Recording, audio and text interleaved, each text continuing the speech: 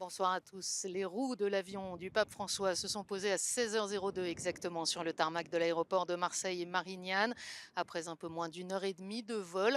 Un vol au cours duquel, comme de coutume, le pape est venu saluer les 65 journalistes qui voyagent avec lui, avec quelques paroles soulignant le peu de temps de cette visite, avec tant à faire dans cette ville qui est une fenêtre et une porte sur la Méditerranée.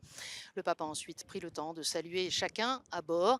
Et puis à l'arrivée, c'est la première ministre Elisabeth Borne qui l'a accueilli avec l'hymne du Vatican, la Marseillaise, les honneurs militaires.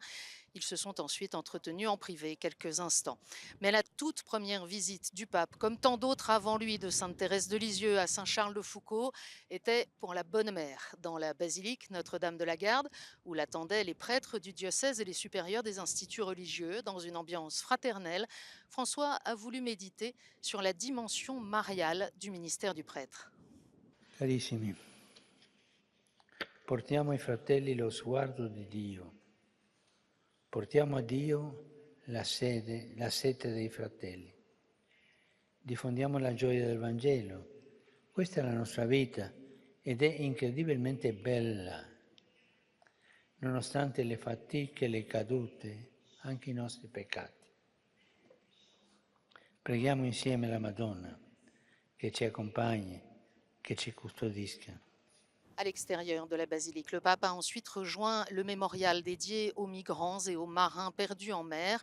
En présence des autres responsables religieux, il a souligné le pluralisme de Marseille et le travail de certaines instances de dialogue comme l'association Marseille Espérance.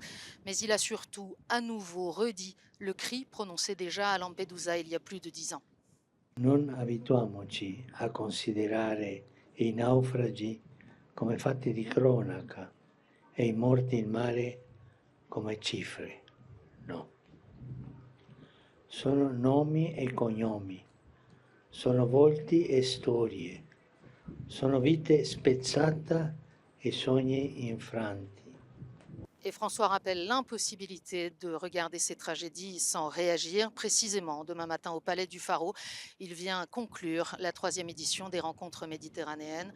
Ce sera en direct sur KTO.